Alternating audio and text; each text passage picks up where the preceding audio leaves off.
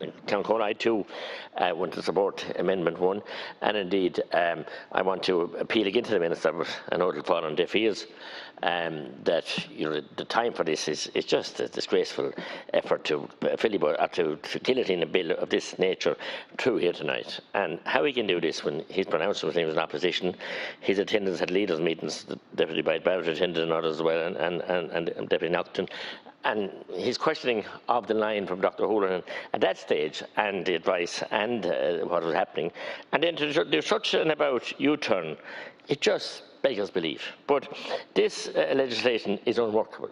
And at least if it was banished at October, we'd have some chance, but we're playing the semantics really, because I think, when October comes, there'll be another lockdown. And then we'll be into a scenario all over again. So the people have grown weary, tired and fatigued, and COVID fatigued, and media fatigued, and Dr. Holohan fatigued. I see a post this evening where he's out again on the media, telling people not to bring their children to indoors dining in spite of passing these rules. So what is going on?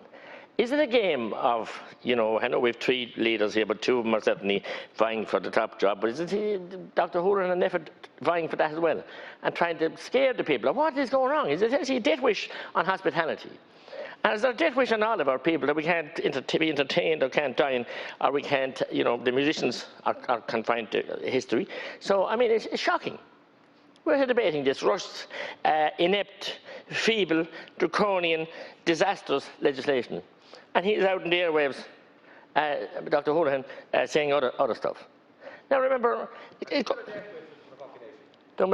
excuse me, I'm talking to the chair. I was wondering what's going on, because the people are sick and weary of it. And this is not the first time. I can go back to the Auchinlesh aluminum plant and a Gagan family down in Limerick, and they had issues with Mr. Holohan and now Taoiseach Martin. No public inquiry went on there. The cervical smear test and many other things. And now we're like, what's going on? The mind game's being played here. I just got a tweet sent to me of his statement this evening. So it's irrelevant to what we're doing in this house, because Nefford are in charge. We've abdicated our responsibility to Nefford and Nayak, and God knows what other quango. And God knows, in this legislation, Minister will have the power to introduce, and he wants to, in statutory instruments. And he dreams up. And he dreams up of put it in. And the worry I have is, as I said, there's 300 HSE staff, we're told, and there's 70 HSA staff to police this, and of course the Garda Síochána, and whomsoever, whatever organisation or outfit or cabal that the Minister might dream of and put into statutory and give them the badge and off you go, like the sheriffs, like the posse. And of course, someone said today they probably only work from 9 to 5. They won't give them overtime. But I'm sure someone will be very zealous to catch people and get stripes. This is silly, pedantic, just pure nonsense. And you know that, Minister, because you were the exact opposite. And you admitted here in this chamber a couple of months ago that we were right in what we were saying, that you'd be saying the same thing if you were here. You said that yourself. You're on the record of saying that here in the House. So how you can say that, have your position at that time, didn't say that even when you were Minister, that if you were where we were, you'd be talking what we were saying, or saying what we were saying. So what, as I asked earlier, what happens when you go into government? What big power comes over you that makes your hand sign all these things and changes you so much overnight? From being a questioning, responsible, engaging, and we all did engage first at all those meetings, and we backed every decision the government took, because we were all worried and frightened of what might happen. But when we saw the figures didn't stack up anywhere, and when we saw the damage done to our health services, the damage done to mental health, the damage done to cancer smear, late diagnosis, misdiagnosis, and a plethora of other things, scoliosis, you name it. You can't get near a hospital or near a doctor. You can't. It's just beggars belief.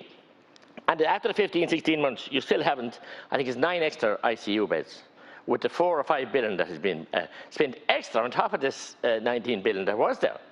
9 extra beds. So we keep locking down the country because of inadequate HSE and health service, and we'll keep crucifying, literally, the small business and all the tens of thousands of jobs in all the sectors. Because if we keep this going on much longer, we won't have an economy to recover. And we will then, and you might say I'm a conspiracy theorist, we'll be beholding to some greater power, that they'll be in charge. They'll be in charge, and they'll be whatever will crumbs from their table. So this is just mad, and more mad by the week going on here. And this bill being rushed like this, we put down I think 11 or 12 amendments, the Rural Independent Group, not one of them taken. And at least this was taken, Minister. I mean, people might give some hope that we're not into this for the real long haul, that you have the ability again when October comes and you'll extend it for another 3 months, just as a matter of form. And, you know, maybe come in here to the House, but you have your majority, you have your 3 parties, and you have some regional independents who are going to back you come hell or high water. Whether they expect to fall into government when the Greens leave or whatever, I don't know what it is, but they're a naughty as well. But I say again, and I'll finish this, Councillor, we had a great celebration last Sunday in Dublin Castle. I didn't attend, in principle. How could we celebrate our patriot dead? And at the same time, for getting our freedom, the freedoms that we boast about and we enjoy, and we thankfully we've enjoyed for nearly 100 years. At the same time, legislation was being drafted, draconian, penal legislation, medical apartheid, and legislation. In some other office, the AGs and his staff, I'm not naming the AG personally, the staff, the drafting people, and you were down celebrating that. What hypocrisy! What rank hypocrisy and sheer brass neck, and my God, to a new level, to have that going on side by side. And we're here 4 days later, taking away any rights that people have. Expect to have people declare their medical history to get into hospitality.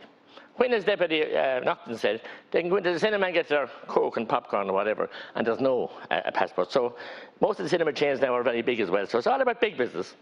And all the small, homegrown, one-man family business destroying. And the workers in those jobs are going to be forced into work when they can't get a vaccine. And then if they want to have a social drink later on in the evening or whatever, and they finish the shift, they can't. They must go out in the street and have it. It's utter and patent nonsense. And you should be ashamed to have anything to do with it. Not to mind to say signing this. And whatever, you might give us some, you won't give us any insight into what statute or instrument you might sign. But I'd say they'll be interesting, because we won't be here 6 or 7 weeks, and there'll be no account to anybody, not as much account anyway. As I said, the power has been wrestled from, we moved from the Dáil down here, but the power's been wrestled from us. Not been wrestled, it's been given away by the government, by the Taoiseach and others, to give them to unelected cabals. Unelected cabals.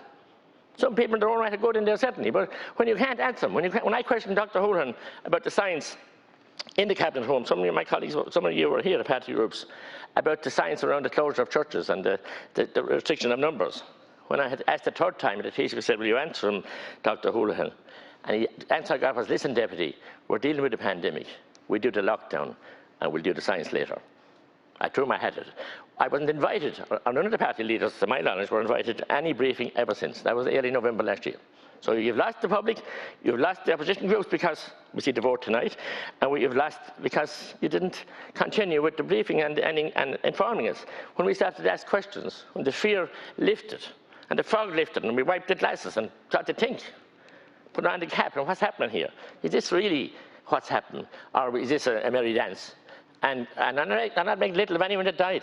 And I also want a public inquiry, not in Ireland, but from people from abroad, into the slaughter that went on in the nursing homes and the people got affected in the hospital. Not blaming the frontline staff, I'm blaming bad management, I'm blaming the fact that PPE couldn't be got for the nursing homes. Oxygen was seconded en route to nursing home and was diverted away from the nursing homes. If someone doesn't have to go to The Hague and face war crimes against humanity for that, I give up.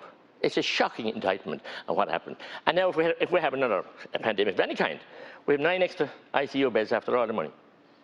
You should be proud of yourself, Minister. 9 extra ICU beds after the 4 billion extra, plus the 4 billion we know about. We have no idea. Deputy Connolly saw trying to elicit answers yesterday about the costs of the vaccination and the costs of the different procurement process. There's been no procurement process since COVID started. It's just spend whatever, just do it. No accountability. People rang me up to know where places where they were asked to do work there for the HSE. Just get it done. Work night and day doesn't matter. Price doesn't matter. To caution to the wind. And if we had a huge lot of extra capacity, I'd say great. If we had a field hospital built somewhere, they could build a hospital in China in was it a week or 2 weeks? We had 9 extra beds to our credit for 4 billion. 9 extra ICU beds for 4 billion. Then, of course, we had thousands of people who offered the call for Ireland, offered services free of charge, and came home from abroad to offer. And very limited, I think a couple of hundred, the figures I got off you last, were taken on. people gave that spirit of the metals and the Athletical Kayla and all that, and they wanted to help. And just the people, everyone got motivated and did their bit. We're all in this together. That's a long way away from it now. So there's a few in it. And I have to ask the question again, Deputy Hilly raised today earlier, Danny. Why are you so against antigen testing? Is there some people involved in the system now, or close to that, have a vested interest in the CPR, the other test? The name is gone from me now, but you know the test that we're all doing. Everyone is doing. So antigen, no. Every other country in Europe and all over the world are using the antigen test. We're talking about it. We're setting up an expert group now to do the tests, to maybe look at it. 16 months on. I asked you yesterday in a Dáil question about would we have an investigation? You were telling me there's 3 or 4 investigations going on in different aspects of the HSE. I don't want that. I want an outside of this country with no connections with the HSE or the Department of Health, independent inquiry as to how the government and their advisors and effort and the HSE and the Department of Health have handled this crisis. Nothing else will satisfy, because we have enough of cover-ups, enough of lack of inquiries, enough of refusals, I said, to the Gregan family when their blood samples got lost and Dr. Houlihan refused to allow a public inquiry. Sitting beside him that day was Minister for Health, Micheál Martin. That's a long time ago, 203. So there's a lot of cover-up in those 40 years almost, 30 years. Cover-up after cover-up. Cover-up after cover-up. That's what we get here. And this is the biggest cover-up of all. So I'm asking you, I know you won't do it, but hopefully someday someone will appoint an inquiry that will get answers and get honesty and restore the integrity and respect that the people had for our public services. Cormac.